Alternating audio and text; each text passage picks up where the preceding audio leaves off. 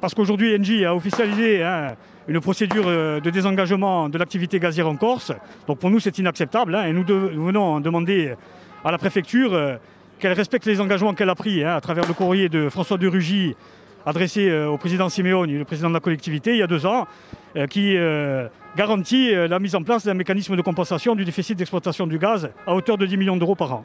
Mais sur Bastia, c'est 33 emplois directs et, au sein du groupe Engie et plusieurs dizaines, voire une centaine d'emplois dans le privé.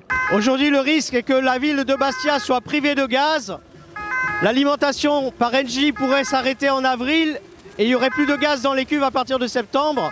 On n'aurait plus de gaz pour les 11 000 clients de Bastia, pour l'hôpital de Bastia, pour toutes les collectivités qui utilisent le gaz et qui en ont besoin pour vivre. La clé du problème se trouve à la fois à la mairie, puisque c'est la mairie qui doit lancer l'appel d'offres, et à l'État, puisque c'est l'État qui doit compenser le déficit, comme il l'a fait pour la mise en concession d'électricité déficitaire dans les îles, et comme il a oublié de le faire lorsque le marché a été ouvert sur le gaz. Il a oublié de mettre en place un système de compensation en gaz. Aujourd'hui, c'est très important de faire une intersyndicale pour montrer que nous sommes là.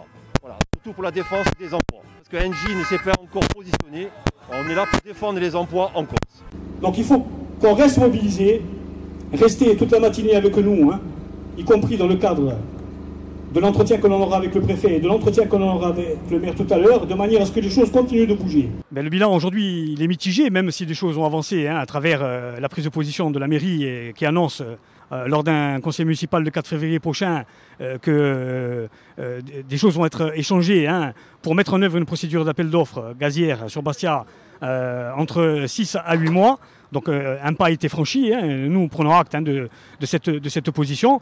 Par contre, le préfet de Haute-Corse nous a dit qu'il n'avait pas mandat, même si la porte était toujours ouverte, à nous donner des garanties aujourd'hui sur le déficit d'exploitation, qui est la condition sine qua non pour que Engie continue son activité gazière sur Ajaccio et sur Bastia.